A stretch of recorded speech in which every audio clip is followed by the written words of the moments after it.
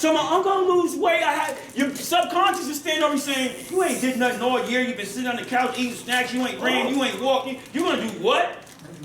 It's not gonna happen, right? So with young people, with them doing the things that we want them to do as adults, that comes in time after their subconscious is built up. They don't want to do none of that stuff right now.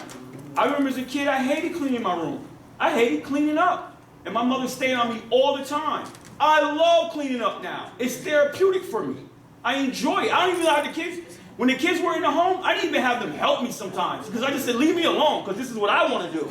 But the young me, I didn't want to touch a bedspread. I didn't want to take a mop, a broom, or nothing. So to your point, they don't want to do what we ask them to do. They'd rather listen to our voice, because guess what?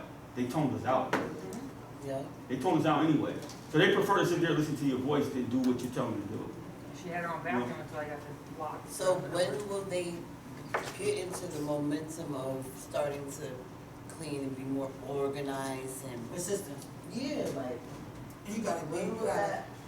I think the one thing. Well, this is the thing. This is the thing. As a parent, it's hard, right? For us, so I give you our page.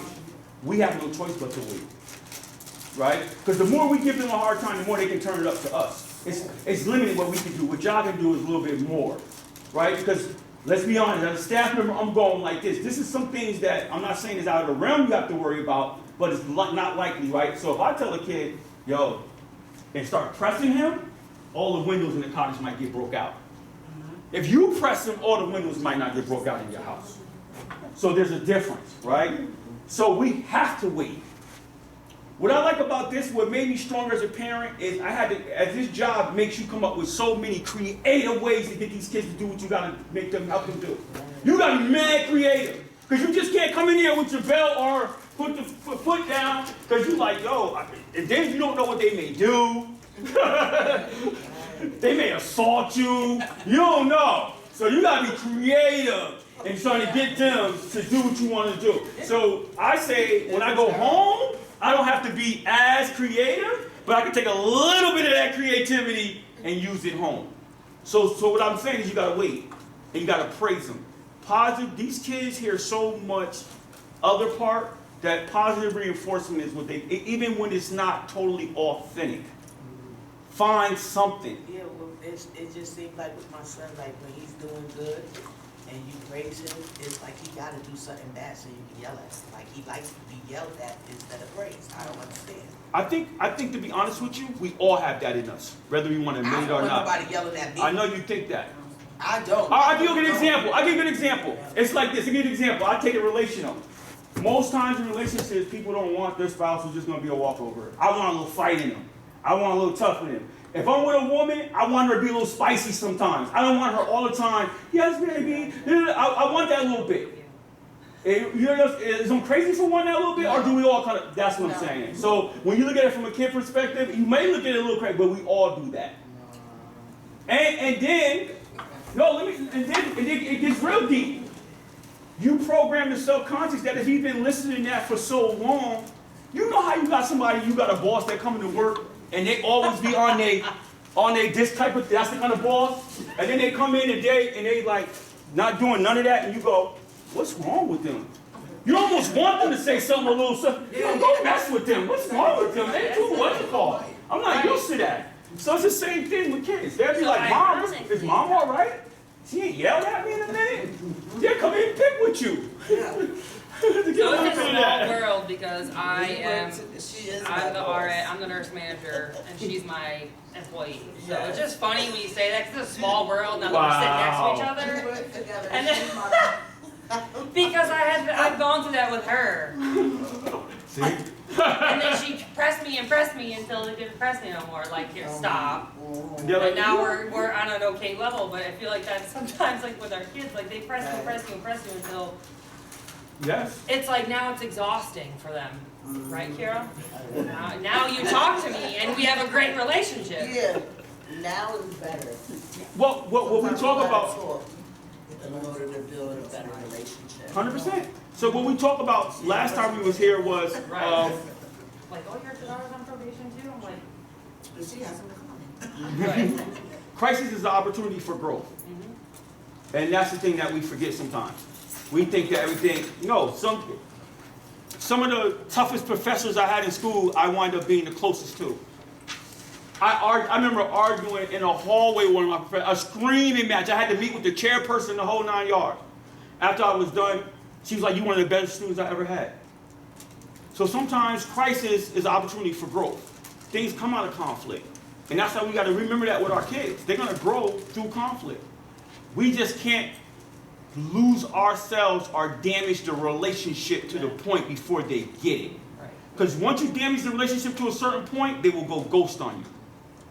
And then you have no access to them at all. And that's what you call running the kid away from you. So you got to always be mindful of that, of creating that relationship and keeping that space where they can express themselves. You can express yourselves without making them. For 1802? It goes for all of them. The 18 went off the chain. Well, I mean, you know, It's gonna be much harder, because they already They set. went off the chain. It's like they set already when You they call get him, he it. like, why? His mother, I mean. You do that with He me. do that with mother. So what I would ask you was, if one person is saying yes, yes, yes to everything, and the other person want to find out what, where, and why, you know, it ain't working, because my way works. So you gotta take. So they kind of like taking it advantage, why. they taking advantage. You the one winning why? What you Yeah. want for, when and why. Right. You know, I'm asking questions. Right. Like, because it might be something behind it, it might not be. But I want to know what you want it for, so I want to know, what you're going to do, you know? well, that transparency is key, right? Just put it what it is. I'm the soft one, and this is the one that's a little bit tougher on you guys, so we balance out here. Just call it what it is. No, that messed the kid up, because now the kid mad because the club always say yeah, and then when I come in the door, he's like, oh, you always got something to say. They already, that's what I'm saying. So what I'm saying. I'm the more stern one, he's the more easy one. Yeah. So he'll go gravitate to his dad more than 100%. he will to me. But you get in trouble with your dad. Right. And then you want me to come bail you out. Like, come on. Fair. However, we know as kids, we're going to gravitate to where? The least path of resistance. That's kind of almost human nature to a degree. The only problem with going to the least path of resistance, there's usually trouble there or not success.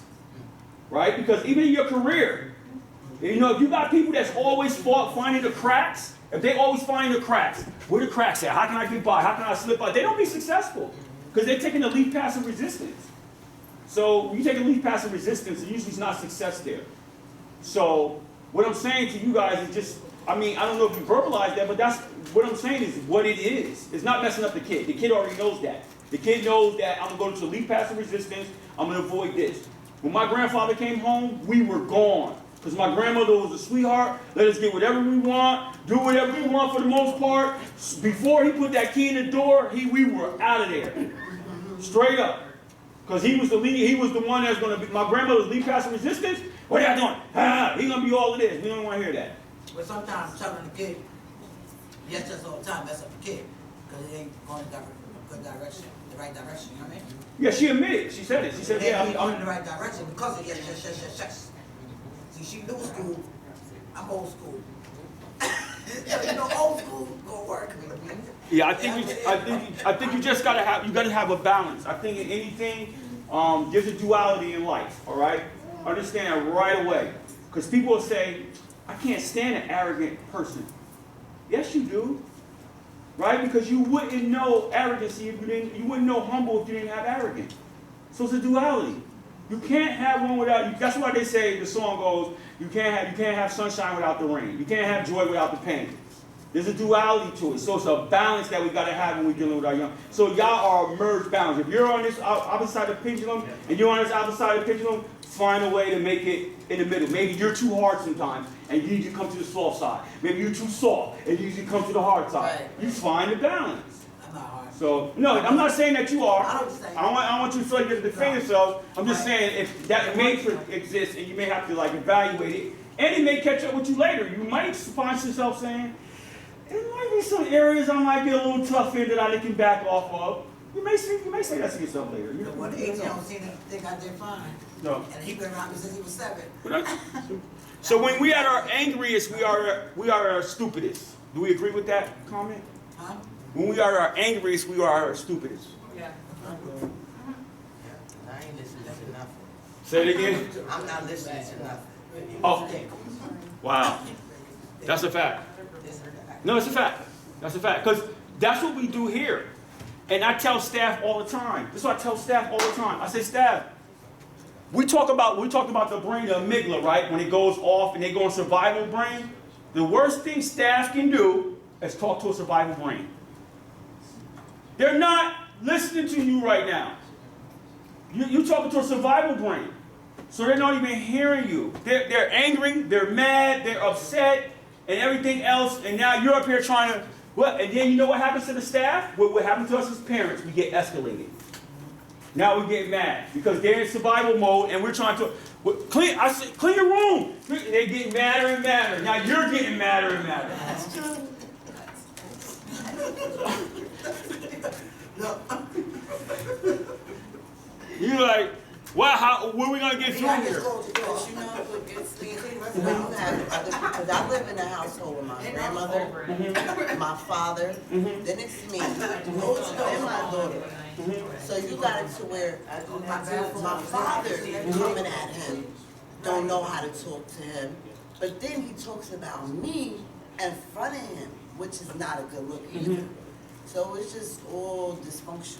You know, and that's tough because, like, sometimes with older people, like, one of the things I work to do, I'm not going to say I'm perfect at all at it, I knew that my mother was kind of like a shut down. My mom did allow me to express myself. We had those side conversations we talked, but my mom was a shut down mom, and when she came to live with me, that was difficult because she was here I am TCI'd out now. I got these new strategies I want to work out with my kids and do all this. My mother's like, no. She coming with the old school, and she's like kind of overruling me in my house.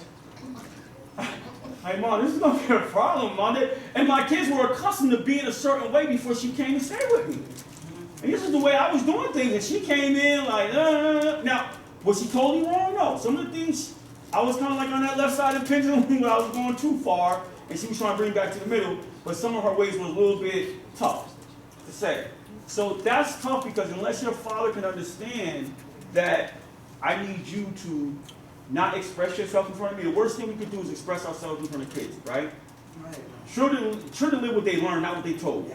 All that, do as I say, do as I'm told, all that stuff we used to tell kids, they live what they learn. What they see you do is what they see, right? So, good example, my granddaughters, I was telling my daughter the other day, I said, listen, let me explain something to you, it's never the kid's fault. It's never the kid's fault. And she's looking at me and I'm like, no, because you got to think about it. If they've been watching you and your husband since they were young, and then they exhibit these behaviors, where did they get them from? Right, They got them from you. Own it. Like we talked about earlier as a parent, own it. Own it. So what I'm saying is that if your child is experiencing that, then that's going to affect his relationships with you. So your dad has to have an understanding that, please, in front of the kid, can we do something not, because that's influencing him. right. And it can lower his respect for you at the same time. Start picking sides. You know what I mean? So it's very important. Yep, that's exactly what you do. Start picking sides. I see you in a different way. Yeah. And see, my father, he's street, so he just says these things, and I'd be like, what the heck? He'd be like, oh, I've been locked up. I don't want to hear that. Like, Yeah. just going mad deep into it. Well, in that situation, it's about him. It's more about him. It's more about him in that situation. It's more about him.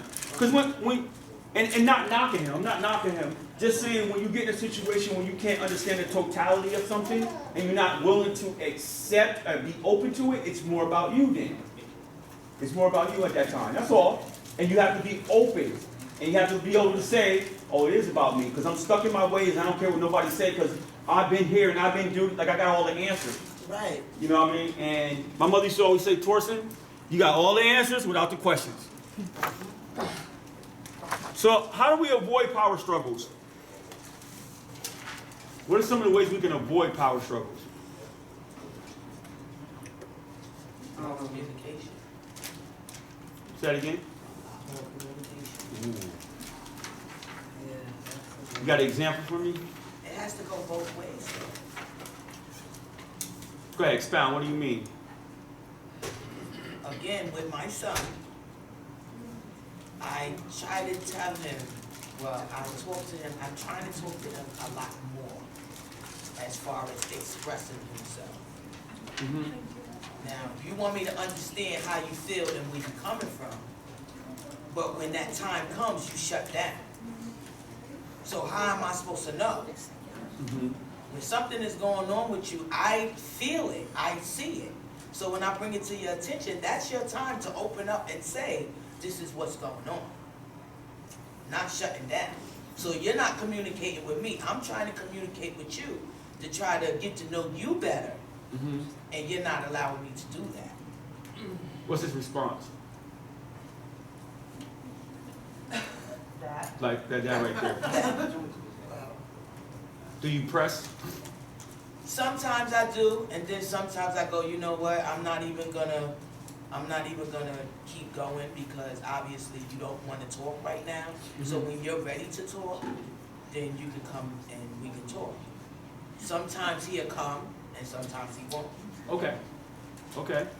So when he comes, tell me what happens when he comes. When he comes, he sit down and I tell him, I'm not gonna say nothing.